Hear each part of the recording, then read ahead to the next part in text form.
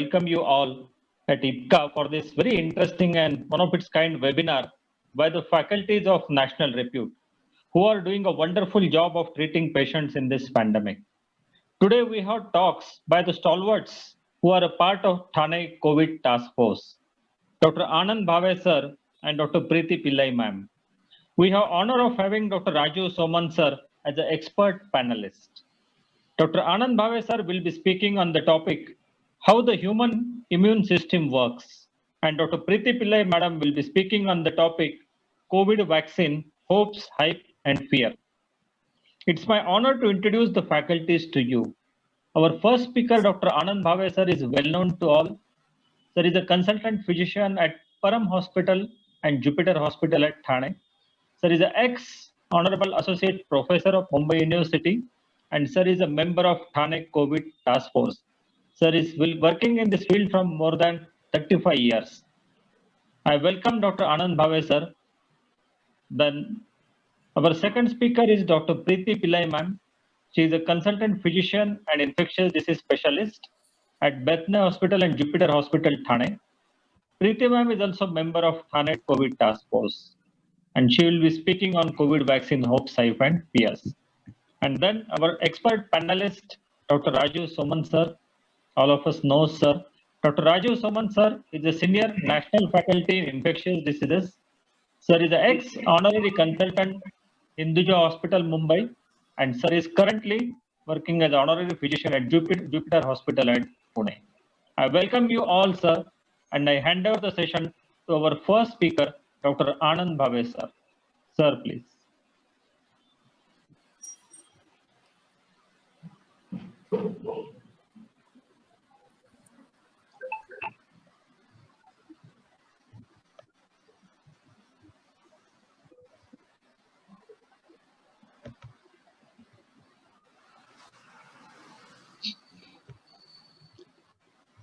Good evening, ladies and gentlemen. I'll begin by first thanking IPCA for organizing this webinar on a very important topic. And I thank Dr. Rajiv Soman sir for sparing time. He's busy writing his next book. And I'll thank Dr. Preeti Pillai to join us. We are all in the middle of a war. And let me begin by first paying homage to the martyrs, all the doctors, nurses, and healthcare workers who have laid down their lives in the course of their duty. The immune system is basically our defense system in this war. It's our personal defense system. It is a violent system, and it is capable of doing a lot of harm because it has very potent weapons. This war is being fought inside our own bodies.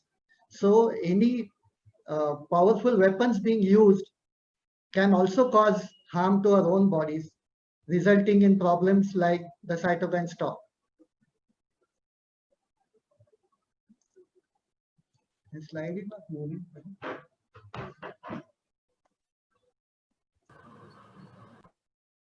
Please click on the screen and then you can move the slide. Okay, click on the screen. Yeah. In the last few months, I think there has been such an interest in the science of immunity as never before in history of mankind. And everybody is talking about immunity. Basically, the immune system or our defense has three arms of defense: the wall, the innate immune system, which is the first to respond to any attack, and the adaptive immune system, which is a specialized system or specialized force which takes over later. What I'm planning to do is, since the immune system is made up of several battalions or units, let us take an example of a virus entering the human body, and I'll go step by step talking about how each unit responds to the attack and adding a couple of points which I feel are very special to that unit. The wall is, of course, our 2 square meters of skin and 400 square meters of the lining of our lungs, of our GI tract, and the genitourinary tract. And as every surgeon and plastic surgeon knows, if the wall is breached, say for example, a patient has more than 60-70% burns, then all our fancy immune system and fancy antibiotics are unable to stop the microbes from killing us unless that wall is repaired. Now the COVID virus seems to be breaching the wall very easily, enters through the respiratory tract, and the first system of defense that will encounter this COVID virus is our innate immune system. This is an ancient system that almost all multicellular organisms have, and they have been using this for millions of years throughout evolution.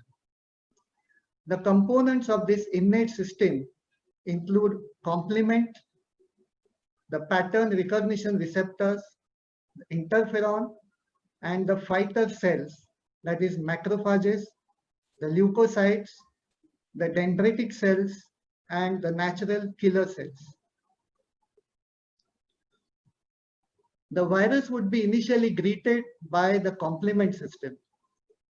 This is also an ancient system, and even the early animals like the sea urchins who evolved 700 million years ago, they have it.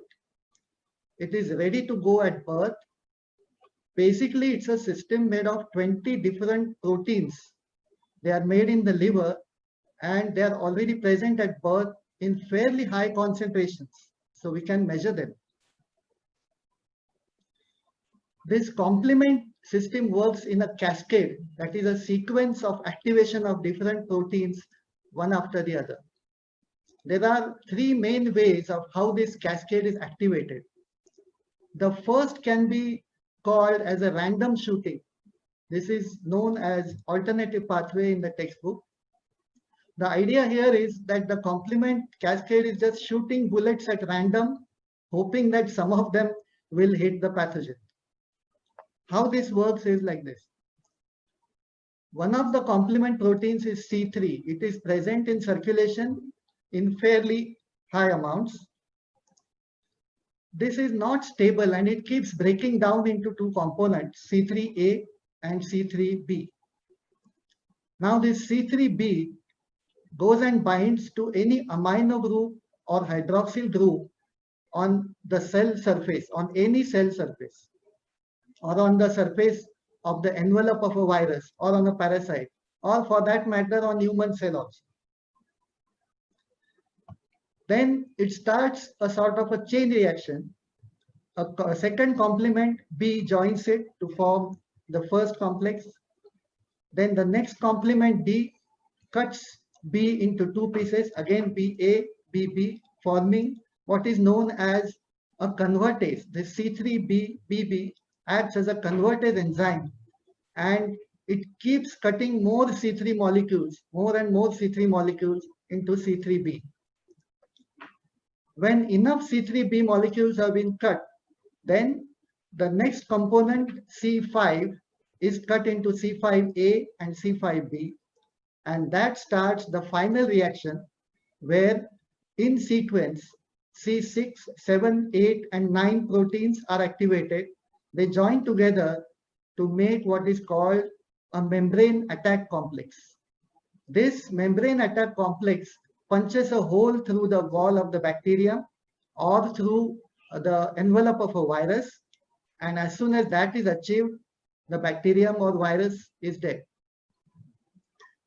Now the problem is our own cells should not get shot at in this random shooting. So there are mechanisms on our own cells like this protein called MCP, which inactivates the C3B. There is a decay accelerator factor which destroys the convertase enzyme, and CD59 expressed on the cell surface prevents the formation of the membrane attack complex. So your own cells will escape this shooting. Now this type of random shooting is what you would call a Ram Bharose type of attack. And obviously a more refined attack would be a targeted shooting. That is the second pathway of activation of complement, a smart shooting pathway.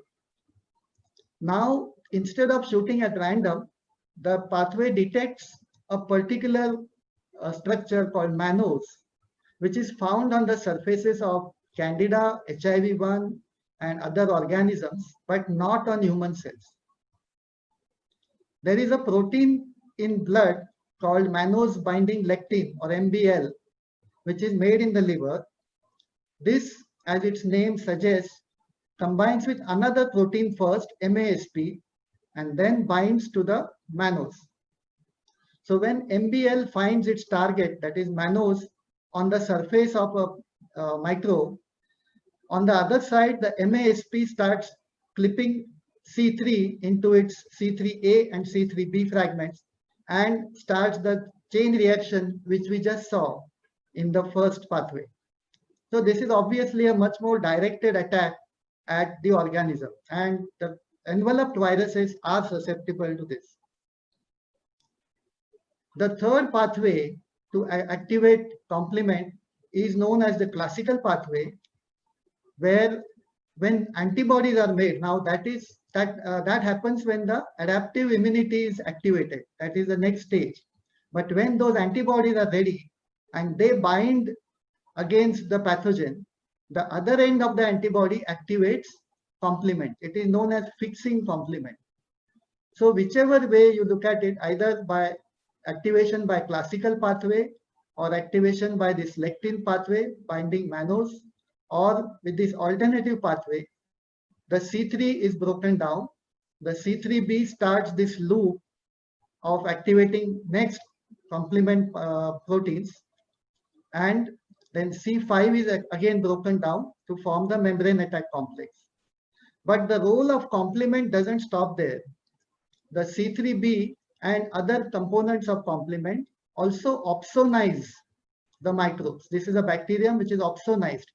Opsonization means that the bacterium is coated with something, either with the complement or with the antibody, which makes it easy for the fighter cells to eat that microbe for phagocytosis.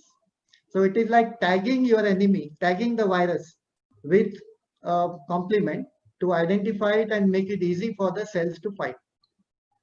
Now, nature doesn't like to waste anything. We saw that this C3b is useful, C5b is useful. What about C3a and C5a? They are also useful. In fact, they are very powerful chemoattractants. That is, they attract neutrophils and monocytes, the other fighting cells, to the site of the battle.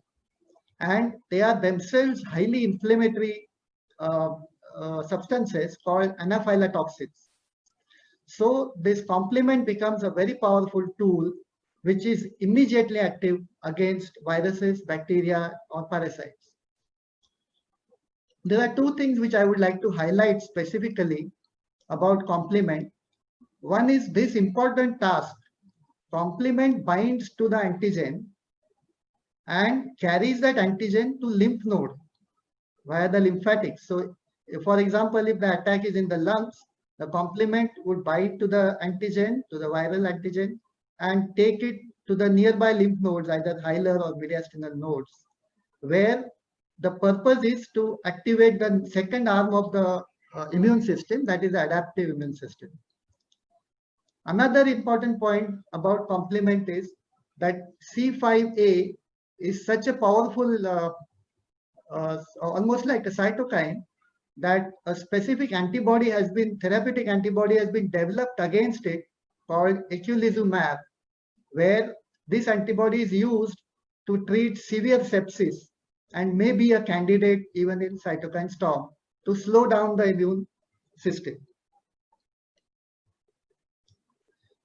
The next battalion actually is a group of molecules called pattern recognition receptors, or PRR. These are very important because how does the innate system know that there is an attack? So these are the receptors which recognize patterns and inform the cells that there is an attack. Some pattern recognition receptors, PRR, they detect the bacteria or virus structures, pathogen associated molecular patterns, that is PAMP for short.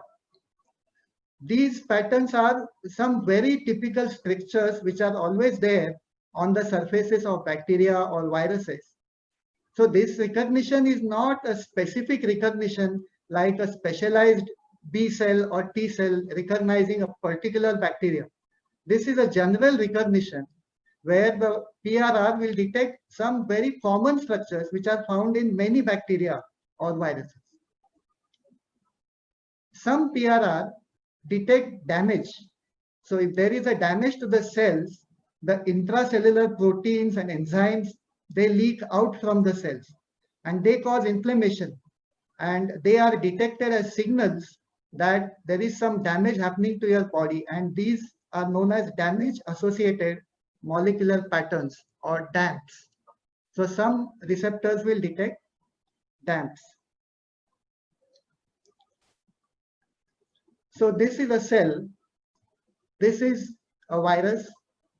Now this virus may be detected after it enters the cell. Now this PRR, this receptor is actually inside the cell. So once the virus has gone in, it will detect the virus and give a signal to the nucleus where the important genes are activated to make cytokines and interferon. Whereas some PRR are on the surface of the cell and they will detect the patterns outside, and they have some kind of a secondary a tail or another molecule which sends the signal inside, with the same result that the cell becomes aware that there is some danger and it starts making cytokines or interferon. These are some examples of the PRRs. There are many types of pattern recognition receptors. One important group is called toll-like receptors, TLR for short. So there are so many types of this to detect parasites, detect fungus, then the many bacterial antigen, including lipopolysaccharide or the flagellin antigen. So they all have these long tails which are going inside the cell for signaling to the nucleus. Now there are TLR located inside the cell also. So if the virus has been either phagocytosed or it has invaded inside, the RNA of the virus is detected by this TLR 3 and 7. And bacterial DNA is detected by TLR 8 or 9. So there are so many of these to detect intra and extracellular pathogens. So transmembrane receptors means those which are on the surface of the cell. Examples are toll-like receptors, TLR, but TLR7 and 9 are inside. The other type of receptors are CLR or C-type lectin receptors. So what they do is there is a chain like we saw in complement. One complement protein activates the next. So once the receptor at the surface has detected something, it passes on the signal through intermediary proteins like MYD88, nuclear factor KB. And that nuclear factor KB goes inside the nucleus to activate the necessary genes for synthesis of interferon, cytokines, and chemokines. Cytokines and chemokines are small proteins which have many important functions like calling other cells, activating the defense cells, etc.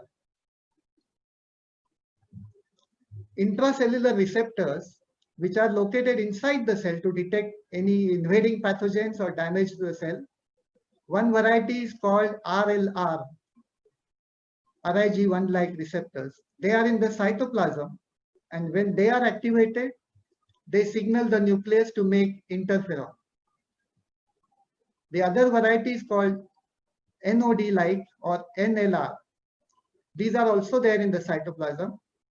What do they detect? Any microbes, viruses which have invaded inside the cell, or signs of stress, that is metabolic changes inside the cell. When that is detected, then they become inflammasomes. Inflammasomes are basically aggregates of protein inside the cytoplasm. And these inflammasomes, for example, the NLRP, that is NOD-like receptor pyrine, they perform various functions like activation of an enzyme called caspase 1, and activation of interleukin 1b, activation of interleukin 18. Now, this caspase enzymes are many types, and some of them are dangerous enzymes which are involved in signaling cell death. So if the inflammation or damage inside the cell is too much, then by one of these pathways of caspase, the cell commits suicide. The next slide is a little complex, so this is a little advanced warning, but it's extremely useful once you see it. Now this is the diagram of a cell. This, you can say that this cell is actually located in the lungs, and the virus has attacked it to show some of the things that we have read about. Now this is the COVID virus. It enters the cell through these two receptors, ACE2 and TMP-RSS2. Now some of the viral proteins may be brought into the cell through a separate channel called ionic channel. When it reaches here inside the cell, there are those NLR receptors which detect this, and through various sequential proteins, as they activate caspase 1 enzyme. This converts the pro-interleukin 1b to interleukin 1b, which is sent outside. This is a very powerful cytokine which sets up inflammation. If this the signal is very, very strong, then it can activate the caspase 11 and death enzymes also. So the cell can commit suicide here. Now, this is TLR7/8. We saw that TLR7/8 are intracellular receptors. So they sense that the viral RNA has come into the cell. So they signal the next protein, that is MYD88, nuclear factor K beta, which goes into the nucleus. This is the nucleus of the cell here. And this activates the genes to make pro-inflammatory cytokines, so interleukin 6 and TNF alpha. Now this virus which has come inside is now making copies of itself. It wants to make new viruses and go outside. That is what the virus wants to do, basically take over the cell for its own use, to make more copies of itself. So this is sensed by the third intracellular receptor, that is the RIG1. Again, it activates subsequent proteins to make interferons. The other parts of the slide will come back to later. So this was to illustrate the system of pattern recognition receptors. The next part of the immune system which will take on viruses or invasion are the fighter cells. Mainly here are the macrophages and the neutrophils. This is what a macrophage looks like. It's a large cell, very large cell. Macro means large, and phage means eater, so a big eater. And it is catching all these bacteria for breakfast. Macrophages are there in many tissues, in the bone marrow, spleen, skin, lymph nodes, lung, liver, etc. For most of their lives, they work as garbage collectors. So they clean up the debris of all the dead cells. Human body has nearly 100 trillion cells, and 1 million body cells die every second. So all that has to be cleaned up. Now, normal cell death is by apoptosis. That is, there is no fuss. The cell, when it becomes old, it packs up its contents into neat bags or vesicles and shuts down and dies without creating any inflammation. So this apoptosis is a programmed cell death, and these vesicles are disposed of by macrophages. But when the macrophage recognizes bacterial carbohydrates or lipids or lipopolysaccharide or mannose, or they are stimulated by antibodies or complement or by cytokines, they change from being garbage collectors to warriors. And they are very fierce warriors. They can kill bacteria, tumor cells, And sometimes when they are overactivated, there is a disease called macrophage activation syndrome, where they can even eat up the cells in the bone marrow, hematopoietic cells. They produce lots and lots of substances, including these toxic substances, hydrogen peroxide, nitric oxide. They produce lot of cytokines of various types, leukotrienes, prostaglandins, so many interleukins, tumor necrosis factor, and chemokines to attract other cells. So they will attract other immune cells to the site of the battle, increase capillary permeability, and irritate nerve endings, causing pain.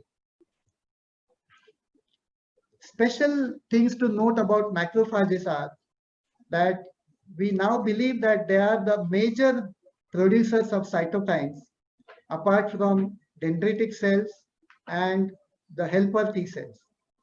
So in a cytokine storm, they are trying out treatments to reduce the cytokine formation by macrophages first, or somehow change the activation of macrophages and make them quiet. Instead of trying to combat individually interleukin-6 or interleukin-1 or TNF, one strategy is an antibody against GM-CSF. This is a colony stimulating factor which stimulates macrophages. Another strategy, and this monoclonal antibody is known as otilimab, and it is in trials in UK. Another strategy for cytokine storm has just been reported in the press. An Israeli company is infusing billions of allogenic semi-apoptotic cells into the blood. These cells are phagocytosed by the macrophages and dendritic cells, which then cool down and become deactivated. And they have claimed that even in very critical patients of cytokine storm, they have got excellent results. The other type of fighter cells which attack the invaders are the neutrophils. They reach the infected tissue in just half an hour and get activated when they sense the complement or antibodies or the bacteria. They also are a literal factory of cytotoxic chemicals, lysozymes, so many enzymes, and therefore they are, when they are activated, in a very short time you can get a pus formation because of dead cells in that tissue. Even when they die, they release some structures called neutrophil extracellular traps, which can kill microbes. These traps are made up of the DNA material along with certain enzymes embedded in that and histone proteins. A very interesting part of what neutrophils do is how do they know where to get out of the bloodstream and enter the tissue for fighting. Because they are zooming along in the blood at a speed of 1000 microns per second. So if you, now they are just 10 to 12 microns in size. So if you compare that speed to the speed of a car, that car would be zooming at 600 kilometers per hour. So they have to stop at the right place. Now they express this selectin ligand on their surface. Now, when they are passing through a capillary where there is already inflammation, in the outside the capillary, there is tumor necrosis factor and interleukin-1. So when this is in contact with the capillary cells, it causes the expression of selectin on the endothelium of the capillary. So now this selectin and this selectin ligand can bind to each other. So it grabs the neutrophil, and instead of zooming along, the neutrophil starts rolling along the capillary wall. When now it is slowed down and it is crawling along the capillary wall, now the neutrophil comes to know that there is lipopolysaccharide and this C5a from complement, which we saw earlier. It is there in the tissues. So then they express their integrin, which attaches to the adhesion molecule on the endothelial cell and go out through the capillary. Once they are out in the tissues, Then they follow the trail of the bacteria by following this formylmethionine, which is a typical bacterial amino acid, which tells them where to go along the concentration gradient. And then they get activated by this chemokine or cytokine, tumor necrosis factor, and go on the attack.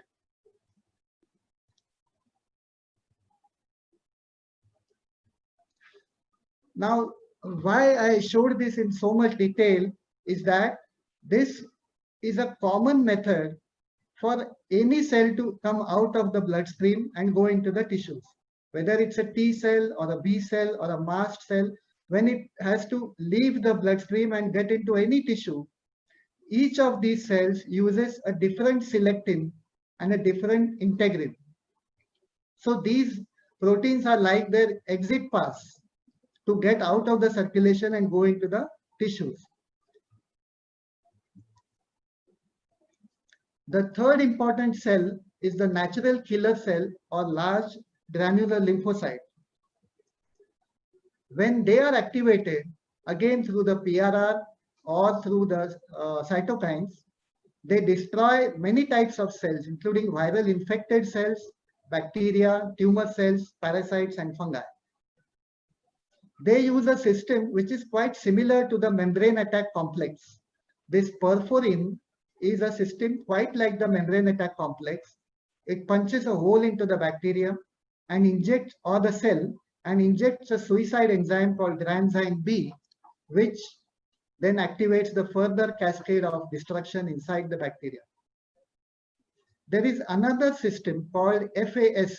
This is a receptor on the target cell, and the NK cell has this ligand on the surface. So when this ligand attaches to this receptor, it triggers a system of activation inside the cell, causing a cell death. The killer T cells sometimes fail to recognize some of the viral infected cells, but they are also recognized by these natural killer cells. The next slide happens to be in German, but I'm sure my audience is very bright and it will be able to read that slide.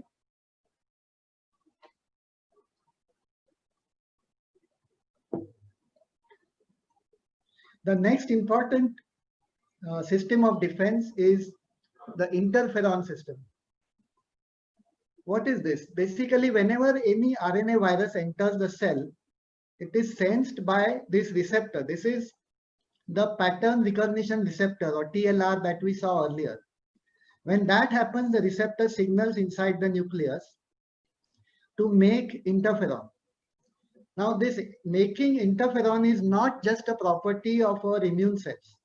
Every cell in the body is capable of fighting back, and it is capable of making interferon if it is attacked by a virus. This interferon then spreads around and gives a warning to the nearby cells that there is a virus attacking us. It has a special receptor which signals inside the cell, and the nucleus is activated to make antiviral proteins. Viruses are also evolving with us, and some viruses have developed genes which try to switch off the production of interferon or antagonize it. All the cells in the body make interferon, but the champion cell, which is almost an interferon factory, is this one. This is a plasmacytoid dendritic cell. It also senses the presence of viral or bacterial DNA and RNA and makes interferon when it is activated and makes antiviral proteins.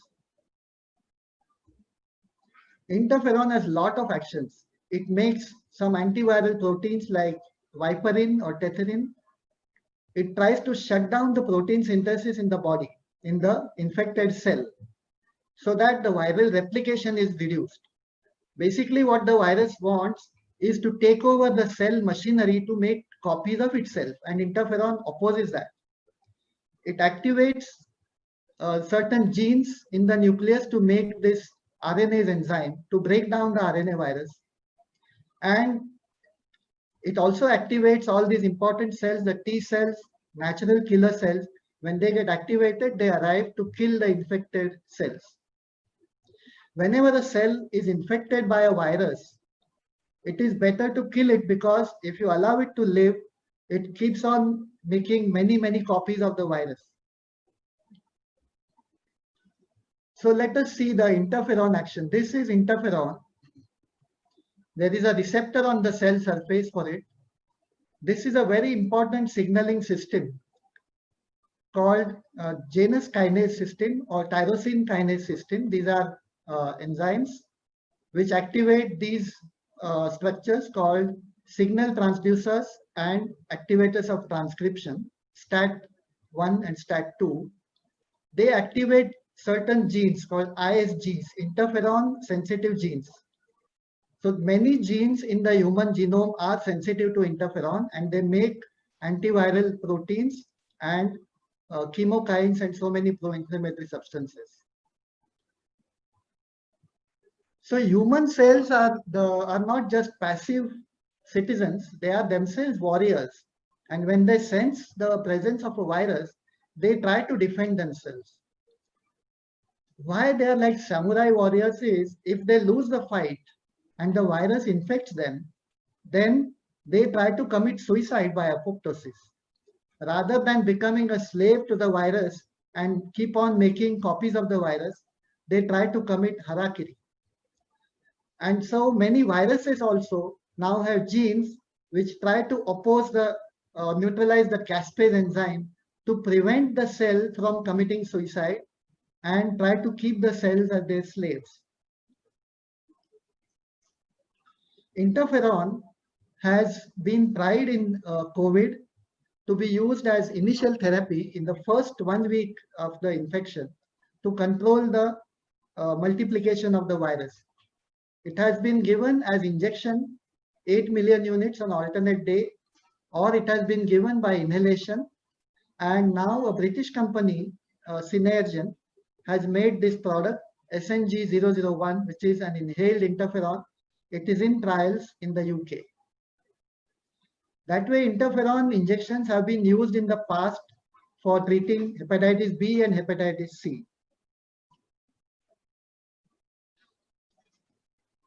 Now we come to adaptive immunity, which was basically discovered by Edward Jenner in 1790. And you know the story that he realized that people who have been infected by the cowpox, which is a mild virus, they become resistant to subsequent infection by smallpox. This adaptive immunity exists only in vertebrates, so only in about 1% of all animals. Now, the adaptive immunity has to be warned that there is an infection. So far, the innate immunity has got into action. It has already started fighting, but the information has to be conveyed to the adaptive system, and that job is done by the super spy or dendritic cell. These dendritic cells are shaped like a starfish, and they are located under the skin and in so many tissues. Normally what they do is they keep on drinking and spitting. So basically the extracellular fluid around them, they drink to such an extent that every 1 hour they drink enough extracellular fluid, which is 4 times their own cell volume. And they keep on tasting and spitting it out until they sense tumor necrosis factor, interferon, pathogen associated molecular patterns. So they know that now there is a battle going on. Then they stop spitting and they keep gulping. They will drink all this for 6 hours to sample whatever is going on. Then they leave the scene. Their purpose is not to stand and fight, but to inform the adaptive nervous immune system. So they travel to the lymph node. They take about 1 day to reach the lymph node, where they live for about 1 week. And their main job is to present the captured antigen to the adaptive immune system. So this is a dendritic cell. They are also phagocytes. So the phagocyte eats this bacteria. It displays the components of the bacteria on its own surface. It goes to the lymph node, presents this antigen to a helper T cell and activates the helper T cell.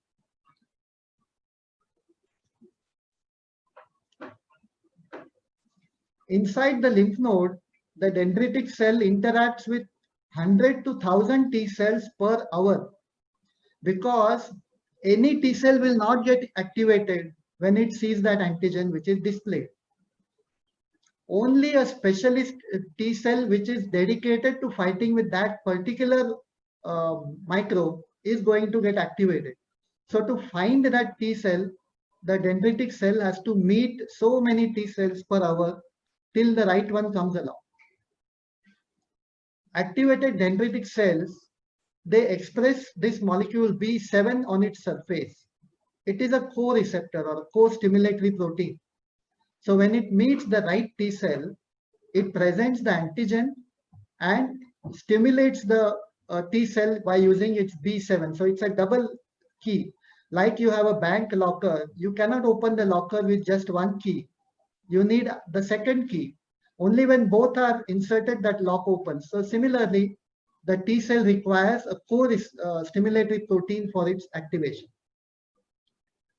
Not only that, the dendritic cell now becomes like a field marshal of the army.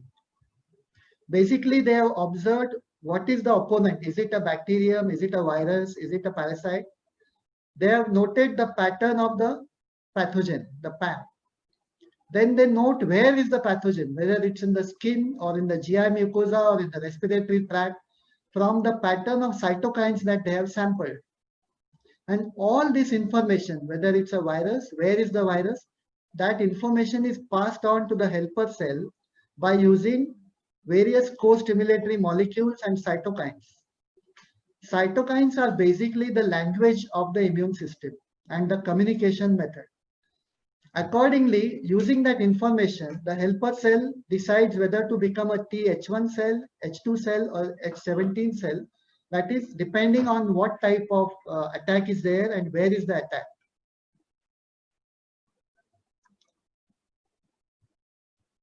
So now we are here. Basically, the virus has entered the body. The pattern recognition receptors are alerted. The human cells try to fight the virus, make interferon, or try to commit suicide if they cannot stop the virus. The fighter cells are already fighting, that is the macrophages and the neutrophils. They call other cells, inflammation is created. The dendritic cell has detected the virus. It has traveled to the lymph node. Now the lymph node has this paracortical region where the dendritic cell has gone. It is waiting for the T cell to come along, the right T cell to come along. Complement has fought back against the virus. It has carried samples of that virus to the cortical region of the lymph node and loaded this antigen on the surface of another type of dendritic cell called the follicular dendritic cell. And this is now waiting for the right B cell to come along. So we are at the junction where the innate immunity is already fighting and it is waiting for the specialist cells, that is the T cells and the B cells, to join the fight. Now here, before I directly going on to activation of T and B cells, there are two very interesting and very important concepts that we should discuss first. The first one is, okay, this is the lymph node. The T cells and B cells are activated in the lymph node, which is like a meeting or dating bar. It's a very crowded place. Now this is the lymph node. This is the afferent lymphatic from where the dendritic cell and the complement carrying the antigen, they enter the lymph nodes from here, from all these afferent lymphatics. Now outside this cortex, this is the marginal sinus, this area. Here the macrophages are waiting. So any live pathogens, they are coming inside as phagocytosed by the macrophages. Now the dendritic cells go directly into the paracortex where they are waiting for the T cells. And the complement goes to the follicular dendritic cells in the cortical region waiting for the B cells. Okay, So before going further, we have two concepts to explore. The first one is this. We already have antibodies against any possible microbe that has ever existed in the past or exists now or can arise by mutations even in the future. We already have. Where are these antibodies? They are not there free in blood. They are there coated on the surface of the B cell which makes them. When the antibodies are loaded on the surface of the B cell, they are known as BCR or B cell receptors. They are not loose in the blood.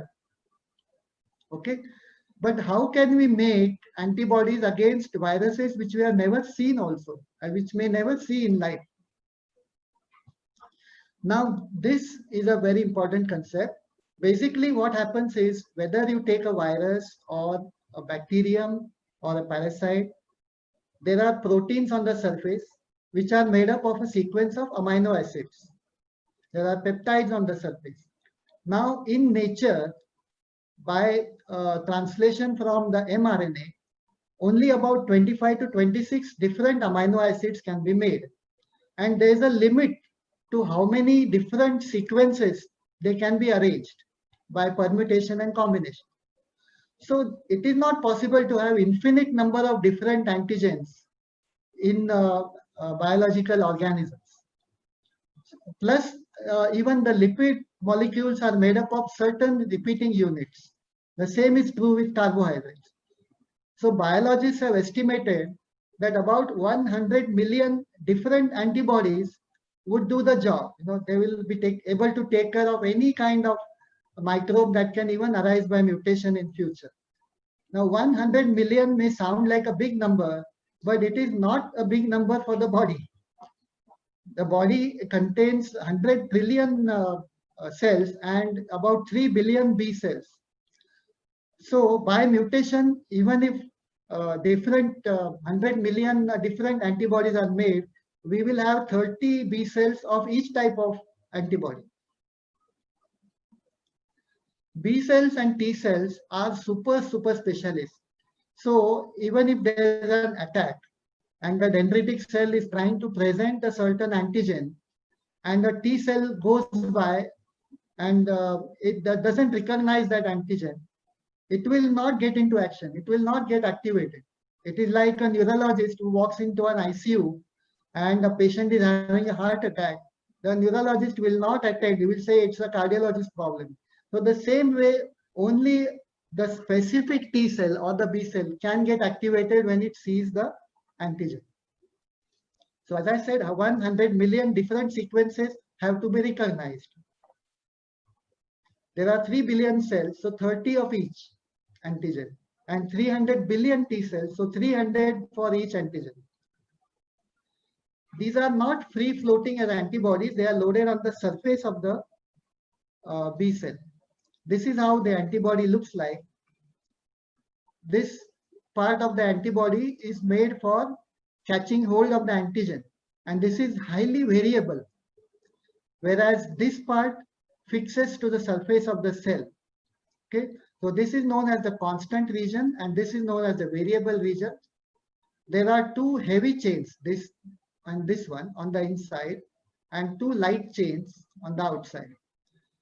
So as a permutation and combination, if you have 10,000 different heavy chain types and 10,000 different light chain types, and you combine them together in various permutations, you will get 100 million sequences. So the problem is not that you have to make some new antibody when the new microbe invades your body. The problem is how to find the correct B cell and the correct T cell to activate. Now, how can we get such a huge variety of different antibodies? This issue was actually solved by this scientist who won the Nobel Prize in 1977, Susumu Tonegawa. The chromosome which codes for the heavy chain is chromosome 14. Now you have two copies of that chromosome, one from the mother, one from your father. The heavy chain gene is located on that. This heavy chain is made up of different segments, the V, D, J and the C segment. And there are many possible genes of different varieties of these genes, 40 varieties of V, 25 of D, 6 of J, and 10 of C. So by random permutation and combination, you can make so many different varieties of these. Similarly, the light chain has also different segments, which again have many varieties. So by continuous permutation and combination of these, different B cells are made, which make different antibodies.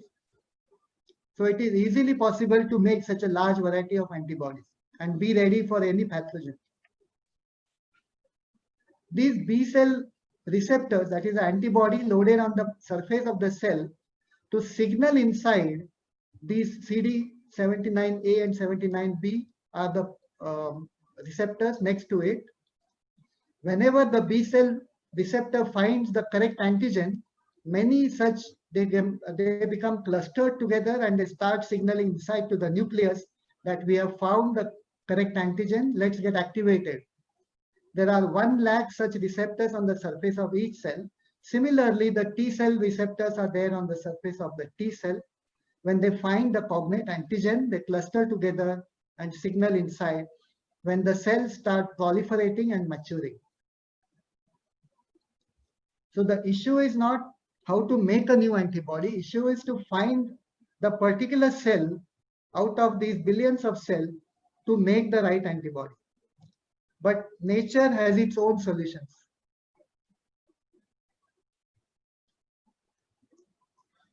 The next important concept is antigen presentation. We saw that the dendritic cell has captured the antigen by phagocytosis, and it is now going to show it to the T cell for activation. So on the surface of the cell, of the dendritic cell, there are different types of clamps, and the antigen is held inside this clamp. What are these clamps? They are molecules known as MHC class II molecule. It is a clamp on the surface of the dendritic cell to hold and display the antigen that it has captured. These MHC class II molecules have 2 chains, alpha and beta. They are coded by genes located on the chromosome 6, HLA-D region. There are many varieties, as you can see, different types of clamps. So they are polymorphic with 700 variants. Why so many types of clamps? Because there are so many different types of antigens to hold. So one clamp cannot hold all types of antigens. So we have different varieties.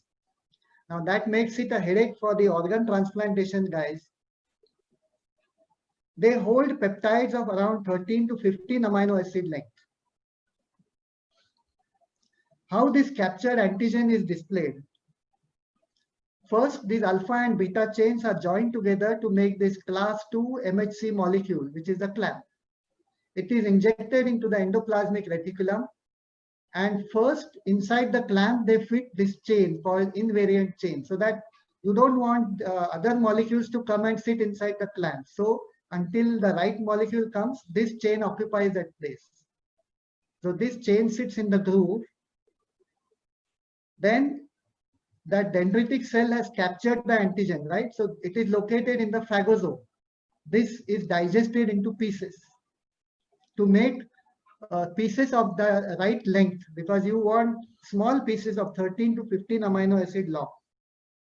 Then these chopped up bits are loaded inside the clamp, and the invariant chain is removed and the clamp is transferred to the surface of the cell.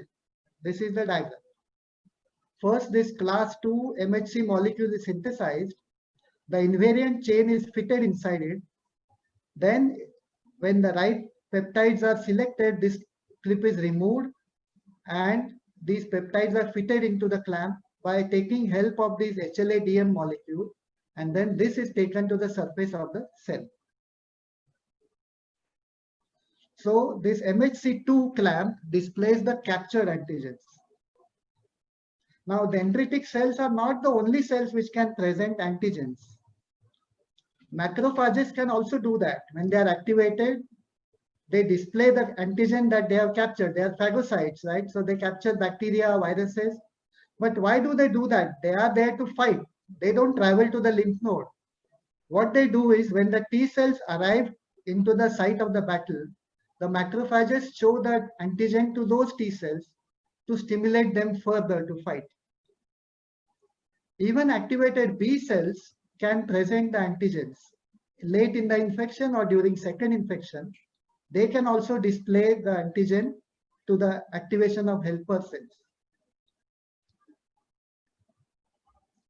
Now there's another type of clamp called MHC class 1 molecule.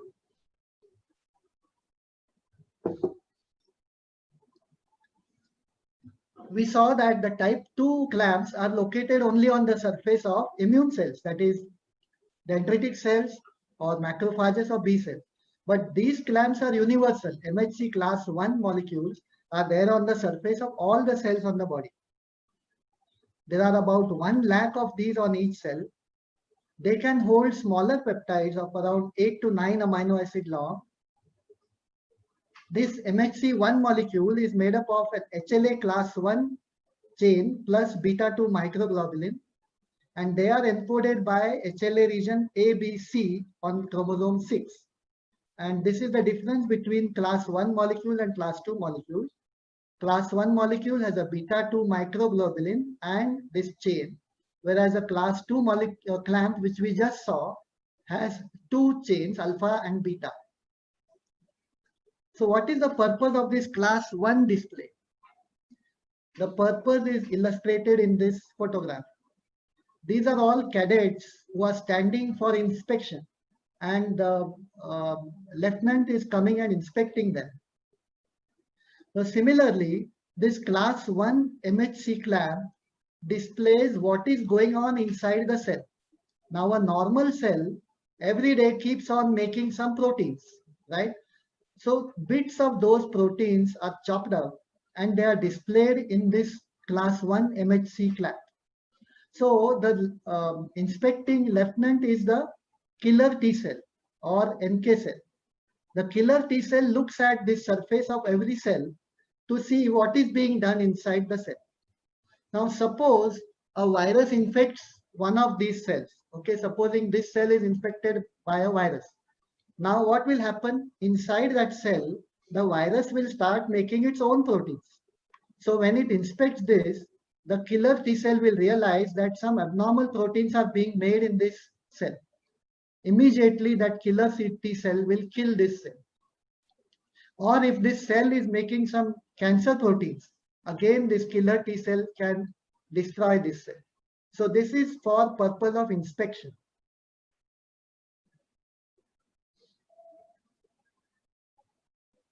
So this is the second type of clamp.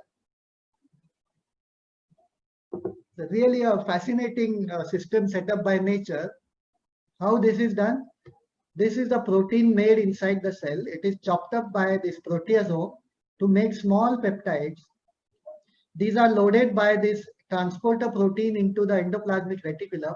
The MHC1 molecule is ready. It is loaded with this peptide through Golgi apparatus to the secretory vesicle to the surface of the cell, ready for display.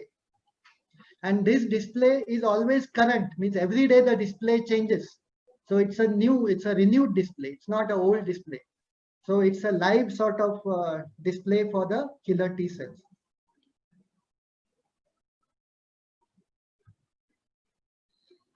So having seen these absolutely fascinating concepts of antibody formation and these clamps, we come back to our story. The next part of our story is activation of the T cell. So the T cell basically is shown the antigen by the dendritic cell. If the T cell receptors recognize the antigen and the CD4 receptor on the T cell latches on to the MHC class 2 molecule, then that T cell becomes a helper T cell. Okay, initially the T cell have both CD4 and CD8. So if the CD4 binds to the MHC2 molecule, it becomes a helper T cell. Whereas if the T cell receptor recognizes the antigen and the CD8 co-receptor binds to the MHC1 molecule, that T cell is activated to become a killer T cell.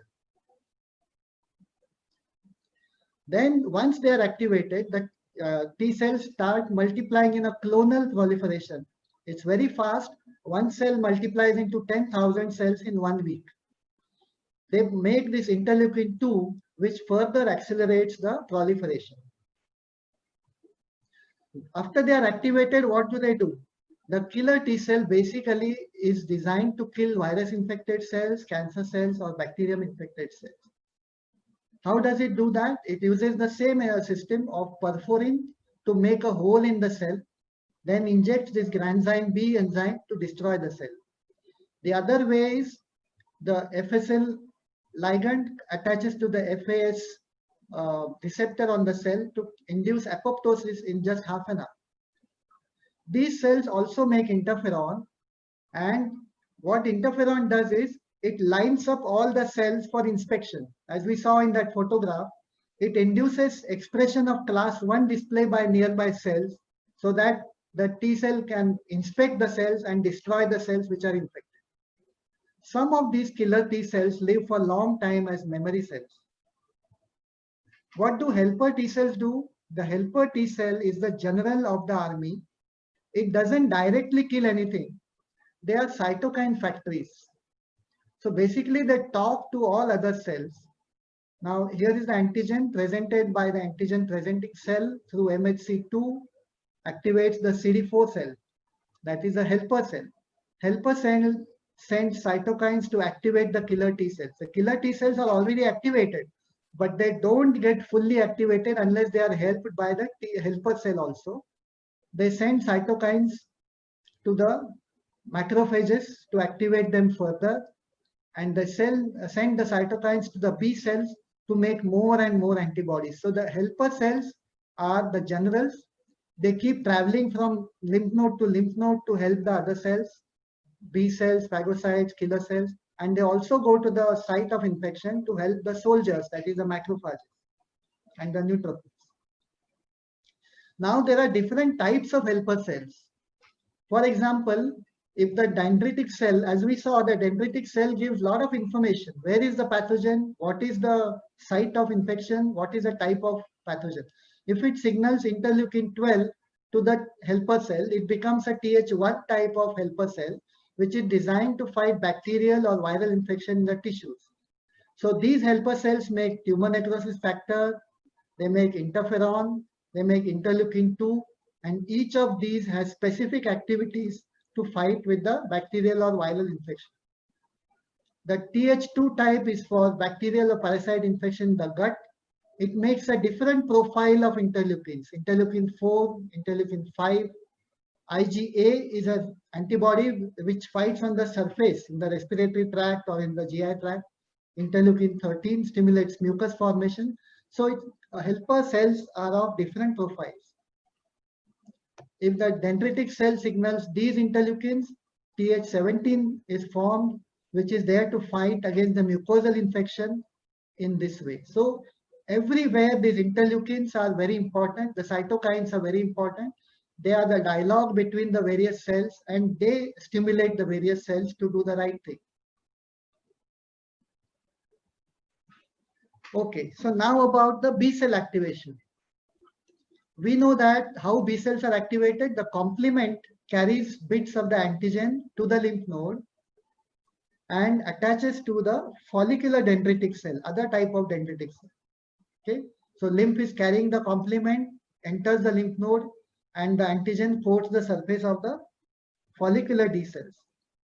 The B cells go to meet the follicular D cells until the right B cell meets that. This is known as the primary lymphoid follicle. Once the B cell has found the antigen, they start multiplying, and a germinal center develops inside the lymph node. This is known as a secondary follicle. Now these B cells require further help, so they come to the paracortex of the lymph node to meet the helper T cells. The helper T cells also come to the cortex and meet the activated B cells, and now starts the dialogue between the helper and the B cells. On the surface of the helper T cell, there is this CD40 ligand which attaches to the CD40 molecule on the surface of the B cell. And this one attaches here, this one attaches here. And through this signaling, this kind of signaling goes on for a few hours until the helper T cell also becomes a fully mature follicular helper T cell. And the B cell becomes a fully mature activated B cell to do the next three things: somatic hypermutation, class switch, and carrier decision. What are these? Now there's another way of activation of B cells. This happens in the spleen. Almost 5% of cardiac output goes through the spleen. So many pathogens which are in the blood will pass through the spleen at least once in half an hour. B cells in the spleen, they recognize the polysaccharide coated bacteria, and they also sense the danger signals via their toll-like receptors, and they get activated even without T cell help. This is a very important mechanism because, as we know, if you do a splenectomy, then that person becomes vulnerable to pneumococci and other polysaccharide coated bacteria. So you have to vaccinate them first.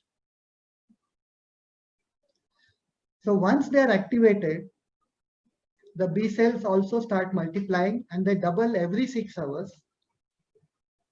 Some of them become plasma cells, and they go to the bone marrow or to the spleen, and they start making antibodies at a speed of 2000 antibodies every second. So they are antibody factories. Some B cells stay in the lymph node and undergo somatic hypermutation. What is that? That is refinement of the antibody. When they start multiplying, then they start mutating faster, so that the antibody which they have made first is a rough antibody. But now they make antibodies with a better affinity, and the antibody is refined further and further till it becomes a very precise antibody. Then they switch class. Initially, they make IgM antibodies, but they are capable of then shifting to IgG or IgA, whatever antibody is required. So the helper cell tells them what antibody to make, whether to make IgG3 or IgA or IgE. So here again, there is this dialogue through cytokines, and different antibodies are useful at different places. This is known as class switch. IgG neutralizes viruses. It is a long-lived antibody. Half-life is 3 weeks. It crosses the placenta, useful in early infancy. It also opsonizes the phagocytes, that is, prepares the bacteria for killing phagocytosis, and binds to virus-infected cell on one side and to NK cell on the other side to kill it. So IgG antibodies were used in antibody therapy for President Trump. Basically, when we give convalescent plasma, we are trying to give IgG antibody. Recombinant antibodies made by Regeneron or Lilly are now coming into the market. Instead of a whole antibody, some companies are making only anti-spike small proteins. Gamma globulin, what we use is again IgG. IgM is the large antibody made up of 5 IgG type units. It is very good at binding viruses, and it catches the virus on one side and fixes complement on the other side to kill the virus. IgA is the antibody which is important on the mucosal surfaces. It is made up of 2 IgG antibodies joined by a dimer. The value of this is that gastric acid and enzymes cannot break down this antibody. It attaches to the pathogen, clumps them, and throws it out with the mucus or with the stools. It is also the antibody which is present in mother's milk. IgG is designed to attack parasites, IgE. So now coming to near the end of the sequence, the immune system also has to be switched off. Because as we saw, if the immune system, which is so violent, continues to remain activated, it will damage your own body. The first thing happens automatically when the invading antigen levels fall, when they are killed off. Obviously, there is less stimulation by the antigen presenting cells, so the immune system starts getting switched off.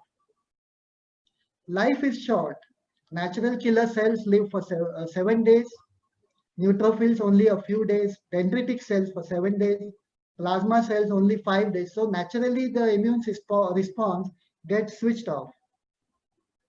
And on repeated activation, the T cells get exhausted and they themselves become susceptible to FAS related death, and 90% of the T cells die out. But there is also active switching off. There are cells called the inducible regulatory T cells and B regulatory T cells. They make interleukin 10, which reduces the pattern receptor on the surface of the cell, reduces co-stimulation. Then this interleukin called TGF-beta also reduces the proliferation of helper cells, reduces activity of killer cells. Hence, it goes on to switch off the immune system. But the most interesting part of switching off the immune system are the checkpoint proteins. When the T cells are activated, this receptor proteins called CTLA4, which is stored inside, now comes to the surface. Now they have a lot of affinity to B7. So the B7, which is a stimulator molecule, instead of binding to CD28, binds to this one and starts inhibiting the T cell activation. Another checkpoint protein is called program death 1, PD1. It is expressed on the surface of the T cell. Then the tissues start expressing this ligand, and when it binds to this T cell, the T cell gets switched off. This is utilized even in cancer treatment. Say a breast cancer tissue is attacked by the killer T cell. The breast cancer tissue starts expressing PDL1, thus switching off PD1 and switching off the killer T cell. So to fight with this, we have now a monoclonal antibody against this PDL1. This is part of immunotherapy of cancer. So when you give that antibody, this PDL1 on the cancer cell is switched off and the T cell can attack the cancer. Immunologic memories. So how do we remember the next time? This is a virgin B cell. It is activated to an active B cell. It becomes a plasma cell to make all these antibodies. But this is short-lived. It lives only for 7 days. Some of these activated B cells then become central memory B cells. Central means it lives in the lymph node and lives for a long time. Some of them become long-lived plasma cells. So they keep on making small amount of antibody. So if you detect the antibody after 1 month or 2 months after the infection, it is not these cells, but it is these long-lived plasma cells which make the antibody. So the titer always goes on falling. But if there is a second attack, these central memory B cells again become active, and all the time they are replenishing these long-lived plasma cells. How is the immune memory for the T cells? This is a virgin T cell. It is activated. It becomes an effector T cells. But out of these, 90% die off. Some of them remain in the circulation as long-term effector memory T cell. Some live in the tissues as a tissue resident memory T cell, and some go as central memory T cells in the lymph nodes. If there is a second attack, these cells can be activated again as effector T cells. In general, the T cell memory lasts much longer. It can last for decades also. So if there is a second infection, we may not even realize that we are infected. The specific T cells and B cells are much more in number. So it is much easier to find them and activate them. They are easier to activate. Even a small quantity of antigen can activate them. And the antibodies produced are already class switched. They are specific and high affinity antibodies. So we can fight much better. Now, cytokines, there are so many of them that if you start reading and trying to remember what each of them does, that becomes impossible. There are 26 types of interleukins. There's interferon, TNF, leukotrienes, even GCSF, GM-CSF, or various cytokines, and so on and so forth. And as we have been just seeing throughout the presentation, they are the dialogue, they are crucial elements of the immune system. But when they are overexpressed or they are made too much, they can damage your own body by creating excess inflammation. So for example, all these are so useful interleukins, but when they become too much, they cause fever, they cause hypertension, they cause coagulation, fibrinolysis, and capillary permeability, so they can damage the own body. So various proposed immune therapies are there to use in cytokine storm. For example, you can antagonize T cells by itolizumab. Against TNF, there is adalimumab. Against interleukin-1, there is anakinra. Against the complement 5, there is eculizumab. Against interleukin-6, then macrophages can be switched off by this new therapy, alocetra. Then there are Bruton kinase inhibitors, interleukin-6 inhibitors. GM-CSF has this otilimab, so on and so forth. The bradykinin system can be blocked by icatibant. So these are the various proposed immune therapies. The one that we have today is steroids. So thank you for being with me for a long time. And I would also like to thank Dr. Amar Thakur, my son-in-law. He's a PhD in nanotech and structural biology, for supplying me with the right textbooks about immunology. I thank my wife, Dr. Medha Bhave, plastic surgeon, without whose help this presentation would have been finished in half the time, but it would have been very colorless and bland. I would like to thank our WhatsApp group of API Thane, because there's a continuous discussion about COVID and immunity in this group. And also my Grand Medical College batchmates group, because it has been all the time discussing COVID, and it provoked me to make this presentation. Thank you.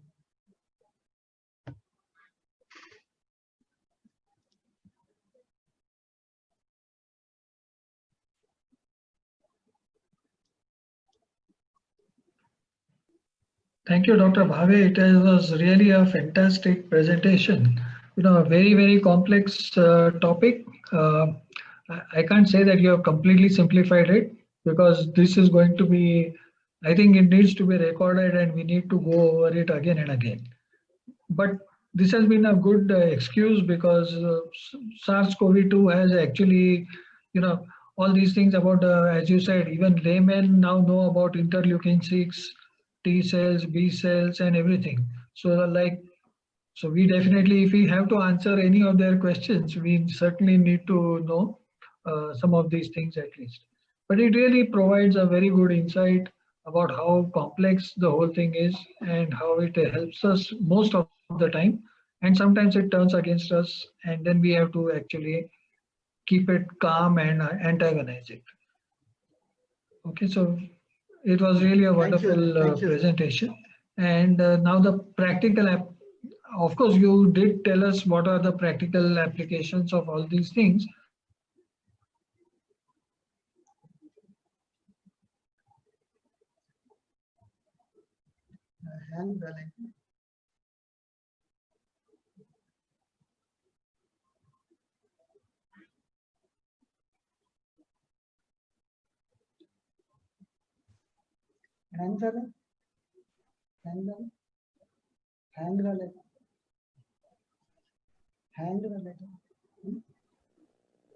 Kaustubh, I'm here, sir. Maybe it's a connection lost to us. Okay. okay, ma'am can start. Yes. I'll start. Yeah. Dr. Soman will be able to connect back.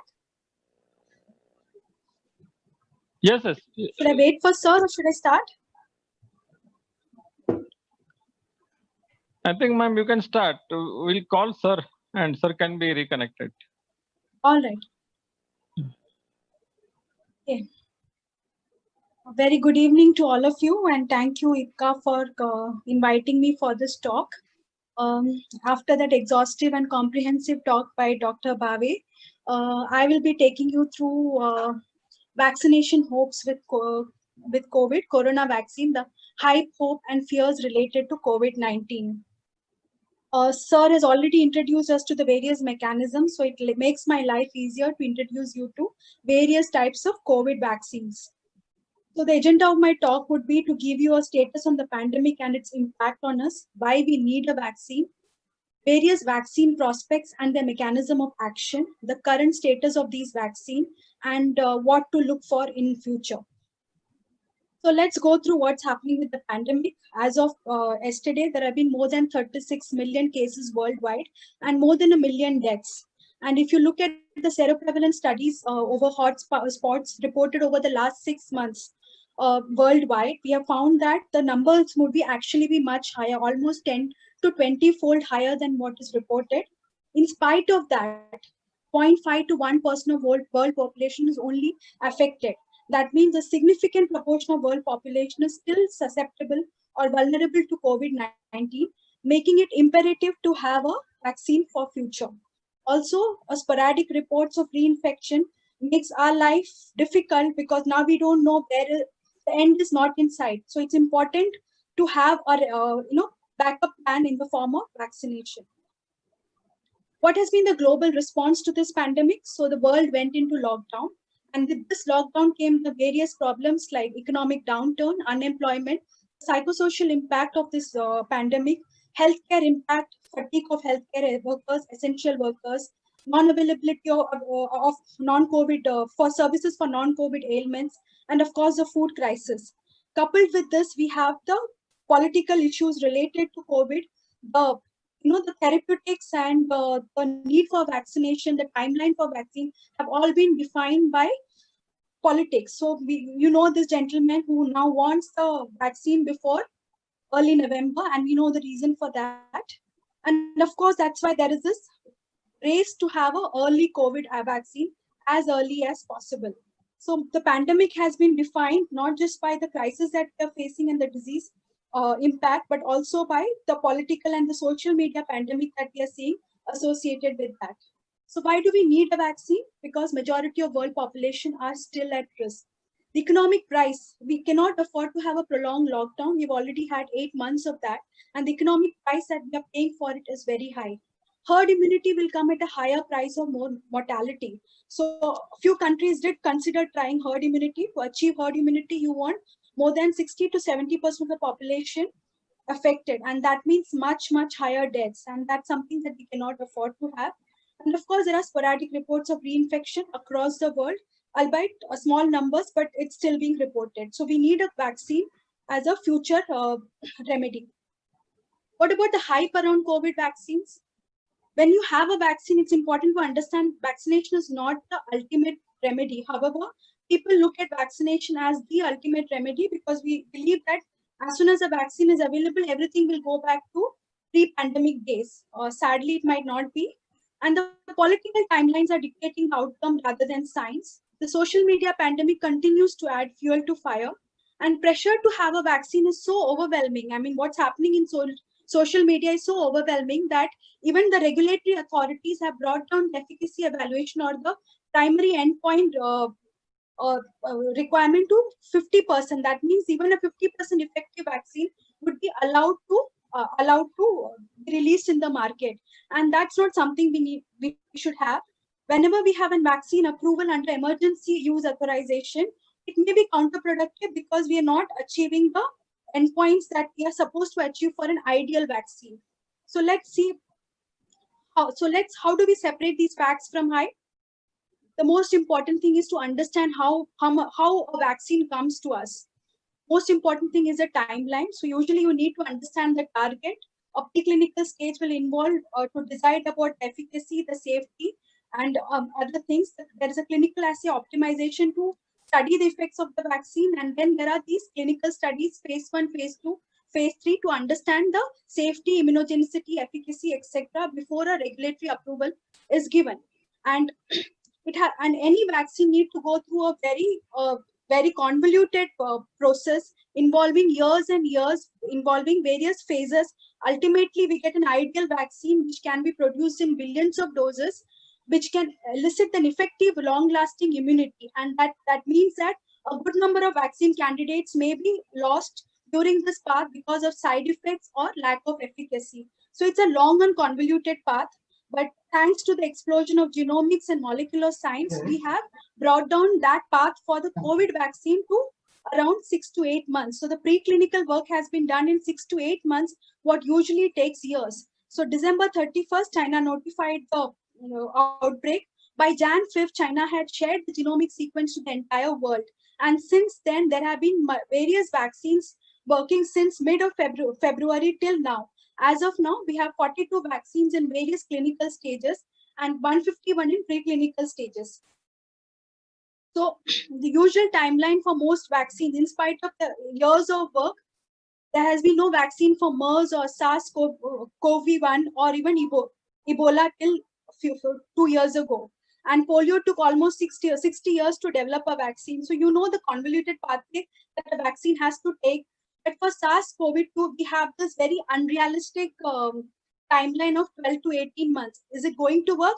Maybe yes, because molecular science has developed so fast over the last 5 years that maybe we will have a vaccine by 12 to 18 months. So the usual timeline of 5 to 6 years has been reduced, and now we have at least 6 to 7 vaccines in phase 3 trials. And however, the most important thing that we have to understand is the outcome is dependent upon the predefined clinical efficacy. So what we call as an effective vaccine will depend upon what we have defined at the beginning of our trial.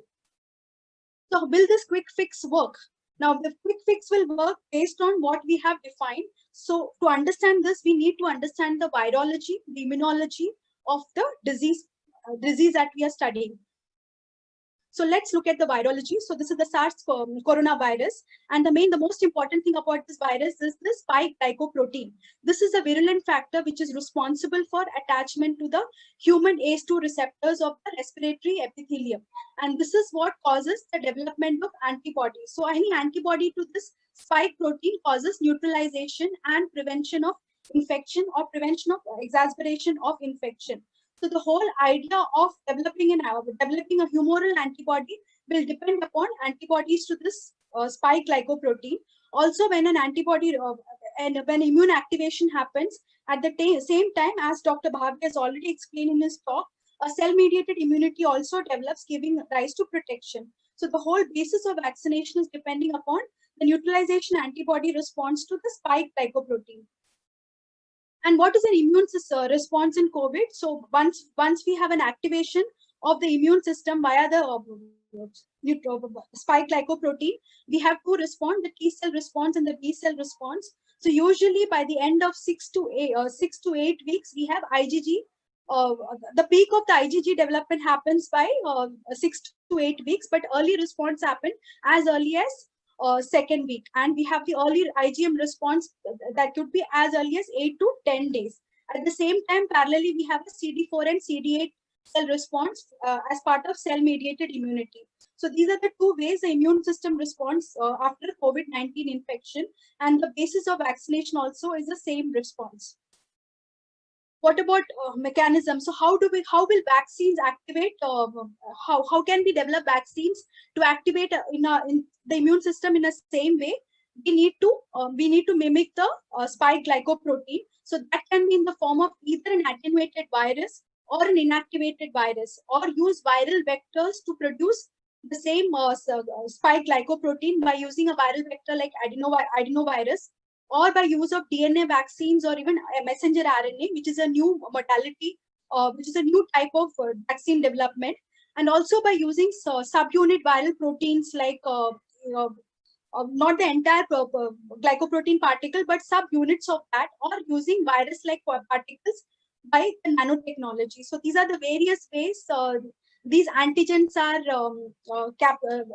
packaged in the form of vaccines and introduced to our human cells for it to produce a T cell and B cell response. So you have the recombinant virus vector, you have a DNA vaccine, you can have the subunit proteins, or you can have messenger RNA systems to introduce it to our host cells and start the vaccination or the immunization mechanism. So the various methods by which SARS-CoV-2 virus vaccination is being developed is by using live attenuated vaccine. Here, we usually require extensive testing to look at the safety of the vaccine, because it involves live viruses. Then we have the inactivated virus vaccine, but it requires booster shots to maintain immunity. Then the subunit vaccine by just using the a part of a viral particle, which can induce immune response, but memory for future responses are doubtful. Viral vector-based vaccine using adenovirus, etc., may deal to immunity, but we may have cross reactivity or reduced response in view of use of adenoviral. Then the DNA vaccines, which can elicit both cytotoxics and humoral immunity. However, there are risks of host genome being changed, leading to other changes. Then we have the RNA vaccines. So this is a new method. We don't know the. There are no RNA vaccines available till date. So safety issues with reactogenicity has been reported, and also there are concerns about instability. So these are the various ways the spike protein is packaged to introduce to our host immune system to leading to vaccination. So the various vaccines are at various developmental stage. We have the phase 1, phase 2, and phase 3 vaccines, almost 42 vaccines in this clinical evaluation. This is the WHO draft sheet giving an update about the various vaccine candidates for COVID. But before we go through these vaccines, we need to understand, will these vaccines work? So what are the challenges in evaluation of efficacy of these vaccines? The most important thing that we have to understand is immunogenicity. All vaccines in the preclinical and clinical stages, what they have so far evaluated is whether they are able to produce neutralizing antibodies, and that neutralizing antibody is being used as a surrogate marker to determine the potency of that vaccine. As of now, whether that translates to prevention of an infection, we are not aware of. The primary endpoint, which is defined as prevention of clinical or laboratory evidence of disease, but its efficacy is pegged at 50%. So we need to understand in comparison to the natural course of the illness, whether it is adequate for us. And then the second thing is the secondary endpoint, that is prevention of severe disease. As of now, all vaccines have whatever has been evaluated in the clinical stage, what we have understood is that they all produce adequate neutralizing antibodies, and some of them are able to produce even cell-mediated immunity changes. But whether it translates to actual prevention of disease, we don't know. And the other thing is study population needs to be heterogeneous to extrapolate to the general population. Most of these vaccines have been studied under general healthy volunteers. Only one vaccine has studied elderly group, but again, the sample size was really small. So whether it translates to a big benefit in a general population also needs to be determined. And as of now, for emergency approval of the vaccine, that 2 to 3 months duration is still inadequate to really say whether the vaccine will benefit. Because as we are going through this pandemic, we are realizing the post-COVID sequelae of this infection, and we still don't know what is to come in the natural course of the infection. So it is very difficult to say whether these vaccines are going to stand the test of time. So what are the clinicians' questions? So what is my fear as a clinician when I'm going to recommend vaccine to my patient? Can these immunogenicity translate to prevention of infection? Is it equivalent to prevent infection? Is the duration of follow-up of 2 to 3 months in these clinical studies adequate? And are the trials adequately powered to evaluate benefit? If you look at the sample size of most of these studies, is it enough to really translate, especially when you're pegging your efficacy at 50%? And the last question is whether it includes trial population at risk. So to understand all these things, we need to understand the natural course of COVID-19 infection.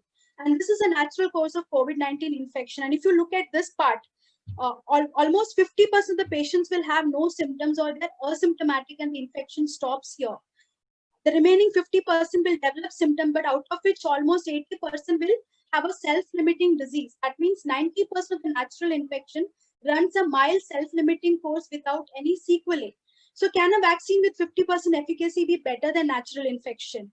Then the next thing is immune response in high-risk individuals. Now, last 7 months in the patients that we have seen, what we have found is elderly individuals, people with immunodeficiency status, patients who are CKD, CLD, they do not mount an adequate antibody response. So what we call as a good vaccine in terms of an antibody response, is it adequate to prevent the infection in a high-risk group? So that is a question that we need to ask when we accept these vaccines to be implemented. So that's first related to the course of the illness. So 90% of the natural infection is a mild self-limiting disease. The second question is about the disease severity and the disease spectrum. So if you look at the pathophysiology of the disease, we have a viral response phase and the host inflammatory response phase.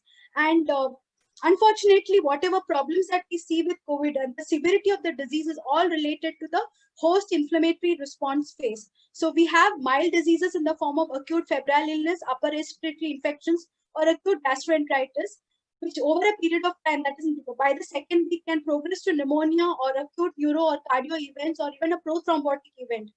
As the days pass by end of second week to third week, these patients can progress to, some patients with a inflammatory cascade can progress to a cytokine release syndrome, ARDS, multi-organ dysfunction, and thrombotic events. And even those patients who have recovered and gone back home, we are seeing these patients coming back with prothrombotic events, lung fibrosis, and even delayed cytokine release syndrome. And now we have started reporting patients with multisystem inflammatory syndrome, not just in pediatrics, but also in adults. So the immune consequences of this disease is much more than what was described few months ago. So are our vaccines going to prevent that? That's the next question that we have to ask, because COVID-19 is more of an immune disease than just a viral disease. So can immunogenicity translate to efficacy? The exacerbated immune response with cytokine release syndrome is a basis of severe disease in COVID-19. The long-term effects like prothrombotic events and multisystem inflammatory syndrome has been reported in recovered patients, and immune modulation remains the basis of treatment. So there are concerns of vaccine-related enhancement of immune response. So we need to understand the pathophysiology before we accept a vaccine, and also we need to know whether the vaccine is capable of producing the same kind of sequelae. So before we accept a vaccine, as a clinician, I'm interested in knowing these things as well. So study duration before regulatory approval, the sample size, and population under evaluation are my concerns before, or my fears before I accept vaccines in the management of COVID. And when we talk about paradoxical response, this is not something new. This has been reported in other vaccine candidates as well. I mean, we know about the failed vaccines like dengue or respiratory syncytial virus or even SARS and MERS, Zika, West Nile. In all these features, there was a paradoxical worsening of patients due to the antibody-mediated enhancement, wherein actually it leads to a paradoxical worsening with inflammatory syndrome and tissue damage, which is due to the Th2 response rather than the Th1 response. So that also needs to be kept in mind before vaccines are introduced. So in spite of all these things, we do have certain hopes. So let's go through the vaccine candidates that we have in the pipeline. So we have, as I've mentioned earlier, we have various vaccines with various packaging mechanism to introduce to the body's immune system. So the major vaccines that are in phase 3 trials right now is the Moderna vaccine, Oxford vaccine, and the Novavax vaccine. So Moderna is a mRNA-based vaccine. Basically, the messenger RNA is introduced. Messenger RNA to produce a spike glycoprotein is introduced into the host immune system, and via the mitochondrial machinery, this protein is produced by the host cell and that activates an immune mechanism leading to production of neutralizing antibody. The preclinical and clinical studies have found good neutralizing antibody levels. Presently, the study is in phase 3 trials, which has included 30,000 people. Now, the phase 2 trials had also included elderlies in phase 2, and they have found good evidence of neutralizing antibody in them. The doses include 2 injections intramuscular 28 days apart. Response have been evaluation of antibody response or the neutralizing antibody levels. And as of now, the main adverse effect has been local injection site pain and systemic side effects in the form of headache, flu-like symptoms, and severe chills. It has been reported in almost 20% of the vaccinees. The next important vaccine is the Oxford vaccine. This is an adenovector-based vaccine. So chimpanzee adenovector has been used, adenovirus has been used as a vector to introduce the viral genome and leading to a host immune activation. Both neutralizing antibody response as well as Th1 response has been evaluated by cytokine stain studies and the gamma interferon assay. Again, this vaccine is under phase 3 trial. It includes 1 doses or even 2 doses. Later on, they have given 2 doses, and that has shown an exaggerated antibody response. As of now, again, local site pain, injection, and flu-like symptoms have been reported. The next vaccine is a Novavax vaccine. This uses the nanobiotics technology to encompass a protein subunit with the M matrix protein to introduce it to the host immune system. Both neutralizing antibody assay and cell-mediated antibody response has been evaluated. Phase 1 and 2 are published, and phase 3 has just been announced. Again, 2 injections, 21 days apart. And the follow-up period has been around 35 days. As of now, no adverse effects have been reported with this vaccine. We also have various other vaccines in the pipeline, but this is the Sputnik 5 vaccine, or the Russian vaccine, which is already been reported even in media. Again, it's an adenoviral vector-based vaccine. Phase 1, phase 2 data are unpublished. So we don't have any data, published data on that, but it has been introduced in Brazil as well as in Russia, and response is antibody response. As we don't have any published literature, we're not aware of the primary endpoint or the follow-up reports. Similarly, we have two vaccines from China. One is an inactivated viral vaccine, and the other is an adenovector vaccine called CanSino. Now, the adenovector vaccine has shown response only in 50 to 60% vaccinees, and the high dose has shown certain side effects, even cross immunity and low response in elderly people. It has been introduced in China amongst the civilians, and it is a single dose vaccine. Now, the Sinopharm vaccine, which is an inactivated viral vaccine, has shown good antibody response. They have introduced it to thousands in China, as well as studies are underway in UAE, Peru, and Bahrain amongst healthcare workers, and the response has been response evaluation is by the antibody response. So as of now, we don't have the primary endpoint in terms of prevention of the disease in any of the vaccine studies. So just to summarize details of the available vaccine, many prospective vaccines are there in horizon. Preclinical and clinical studies favor good immune response. Few preclinical reports have suggested prevention of pneumonia. This is in the animal studies rather than any clinical studies. Reported local injection site pain and systemic flu-like symptoms with the Oxford vaccine as well as the Moderna vaccine. However, it's still early to comment on prevention of disease, duration of immunity, and prevention of severe disease. As of now, there have been no reported events of antibody dependent enhancement or immune-related complications. So, even if we are able to navigate all these challenges, and if we get a good vaccine by the timeline given by early Jan or maybe mid of next year, there will be implementation challenges in terms of manufacturing, scaling amount required to vaccinate the world, and the logistic of transport or maintenance of cold chain. Defining population at risk, who should get the vaccine first would be a big question. Ensuring vaccination of people who need the most, and ensuring infection preventive strategies. So as soon as a vaccine is out, there would be problems like, people might not follow all these social distancing or masking measures, and that can lead to a surge in infection. So we have to ensure that parallelly infection preventive strategies are not compromised. And amongst doctors also, we are the people who have to advocate vaccine to our patients. So unless there is transparency in these trial data and side effects, we would not be able to effectively implement. So it's important to know everything before the vaccine, before we are able to advocate it to our patients. So as of now, what works in COVID is universal masking, physical distancing, prevention of indoor crowding, early diagnosis, effective treatment, and isolation of affected patient and their household contacts. So it's universal masking, that's the main vaccine available right now, which is clearly mentioned in this article. Facial masking for COVID-19. It's a potential for variolation as we await a effective vaccine. So as of now, what we have is facial masking, which is much more important than the vaccines that we are seeing at the horizon.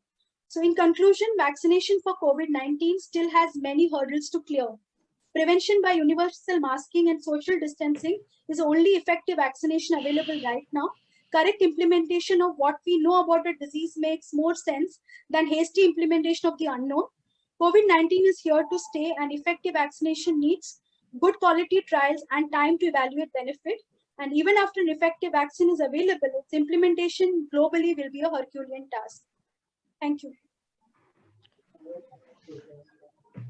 Thank you, Preeti. It was really wonderful. Excellent summary of all that is going on, and it came as a nice, I think, dessert after the main meal, which was served by Anand Bhave. So this were both the courses were really excellent. I don't have any scientific comments to make on this because this is an entirely new area, and I'll just say one one sentence that vaccines don't save lives, vaccination does. Okay, so what you said is very correct that even if we have the vaccine, there is so much more about it which needs to be done, understood and implemented that there is, if there are people who are thinking that, once the vaccine comes, you can throw away the mask and throw away all those other things which you have been doing for the last 8 months, 9 months, that's not going to happen. So we have to understand everything and take it in the right spirit. I'll turn over to somebody who's going to ask, pose some questions which have been asked by the audience or anything like that. Somebody from IPCA would know whether there are any questions. There is a question seen on the chat. Are monoclonal antibodies effective if the virus mutates? So far, at least the mutations have been only a matter of curiosity. It's not really, those mutations are not changing the biological or immunological properties of the virus. So only a few mutations have been described. A little bit of a little change may occur, but it's not very significant. You can't say that it has totally, it's not like flu or something like that where the previous year's vaccine is not going to work and so on. So it's just a few mutations are there, but they are not currently producing a major change in either the replication capacity or the virulence of the infection. It's not become more or less or anything. And similarly, if the antibodies are working against whatever the virus was at the time of infection, they are likely to protect against the next infection, if at all. Although there are those 6 cases which, if you look at them, it really provides very interesting food for thought. Like some people had a very mild or asymptomatic second infection, whereas a couple of patients had actually greater manifestations, although none of them were very seriously ill, but more manifestations developed in the second episode. So there might be some truth in the antibody dependent enhancement also. So many questions are there, and only 6 patients which have been proven to have second infections doesn't really tell us a lot about, we can't do any generalizations based on that. So there is so we should not worry too much about mutations just now.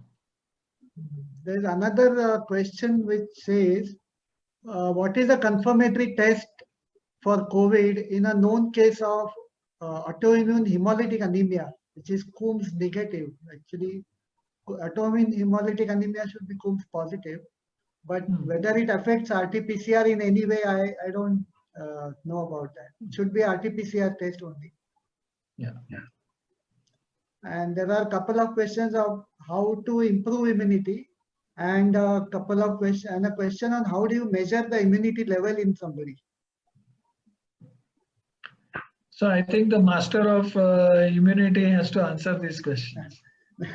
Immunity is too difficult a science for anybody to become a master, but obviously you can measure antibody levels. They are easy to measure, but T cell immunity is difficult to measure, though it is possible because probably by flow cytometry you can isolate T cells which are reactive against a particular antigen and show that they are responding to the challenge, but that is a difficult technique. Whereas humoral immunity you can measure, titers can be measured. I think, correct me if I'm wrong, but most of the time, what I think people really, especially lay people, they think that there is something which can boost your immunity and so on. So this, you can have a normal immunity. How can you have an immunity which is greater than normal? That is something which we don't really understand. That's at least I don't understand. So you can have everything which will compromise your immunity, but there is nothing like super immunocompetent host. I have never come across such a terminology. So There's a most of question the from remedies which are advertised in lay press and television and all that are to, you take Complan or you take Bonvita and your immunity goes up, or you suddenly become a Superman or something like that. These are just nice things to see on the TV. the question from two physicians that if the infection itself cannot prevent a reinfection, how would you expect a vaccine to prevent it? Correct. So So- that is absolutely correct. So, the holy grail of all this is to find a vaccine which is going to give you a very robust, both cell mediated and humoral immunity, which will be lifelong or lasting and so on. I don't think that even these vaccines are going to do that way. The other issue is that most of the time, those people who have had a second infection have had a mild first infection.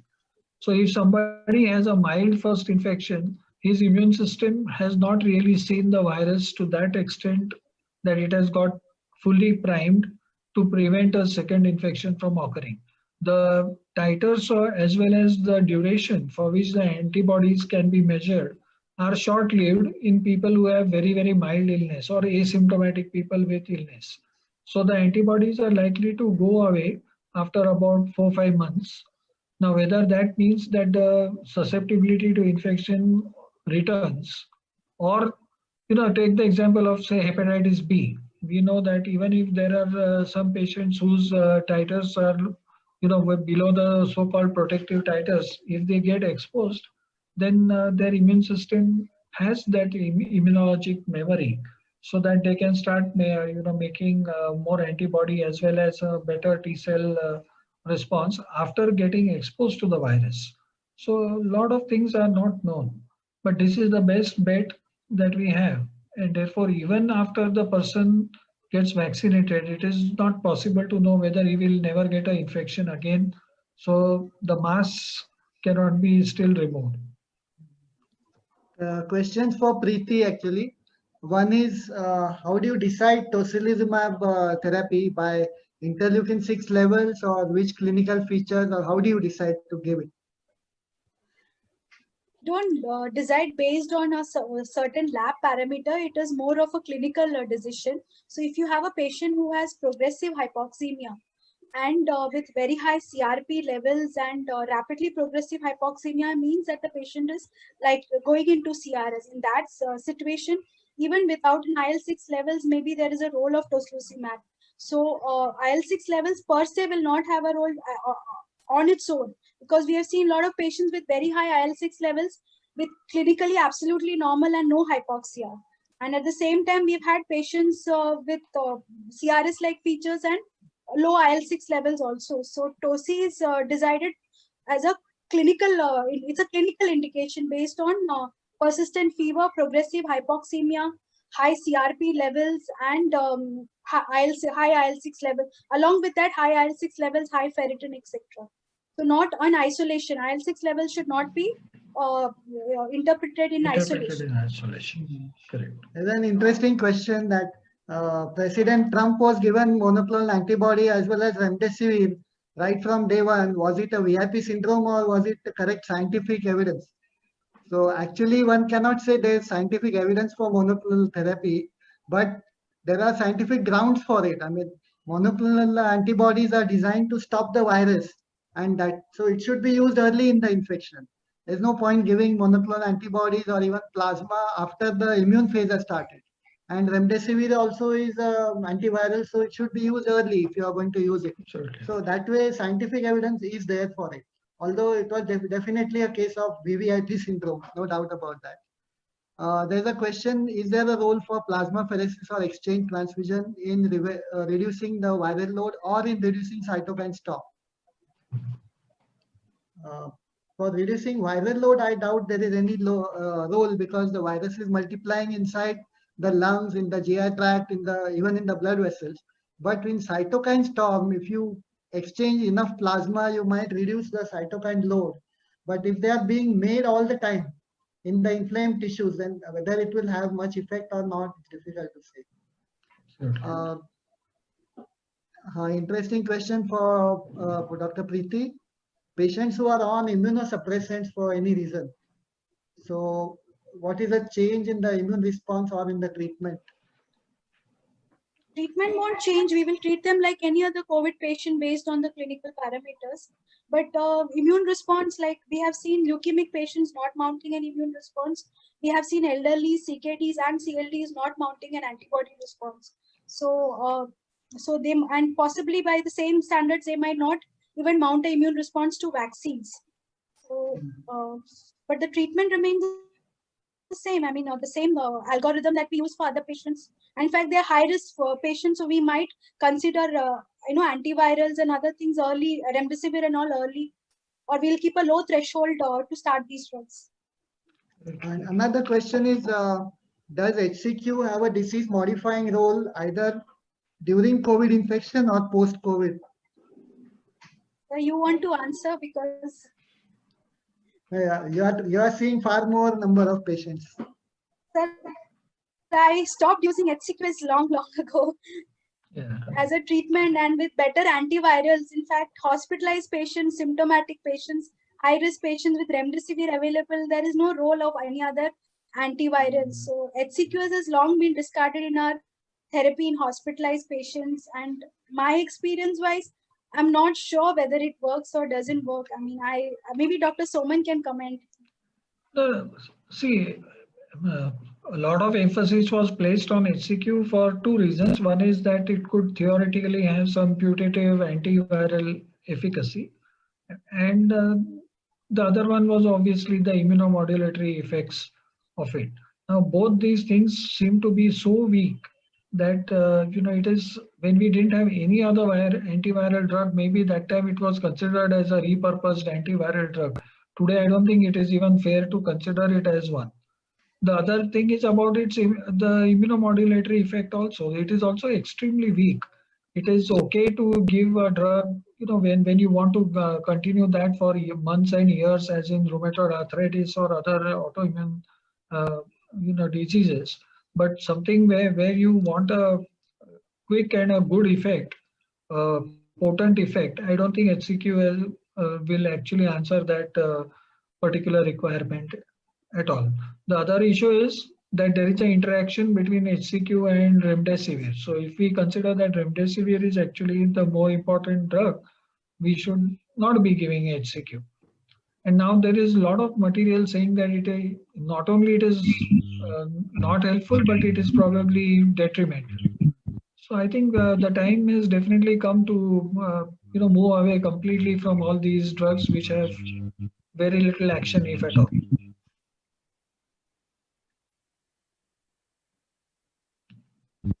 There are no more questions. So you can turn it over to Ipka. Yeah. Thanks to everybody who took interest and asked the questions and stayed awake for such a long time. Yeah, once again, a very good evening to all respected doctors as well as respected faculty. It was really a treat to listen to our today's speaker. My heartfelt thanks to Dr. Anand Bhave sir for giving such a wonderful talk. Really honored to have you as a speaker, sir. I'm also thankful to Preeti ma'am for a wonderful presentation. And again, my heartfelt thanks to Dr. Raju Suman sir for being an expert panelist. And I'm also thankful to all the viewers from across the country who are watching this webinar for sparing your time on this Saturday evening. Thanks a lot. Thank you very much once again to all of you. Stay well, stay healthy. Thank you, sir. Thank you so much. Thank you. Okay. Thank you. Preeti, Bye, it is sir. very nice talk also. Both of you did a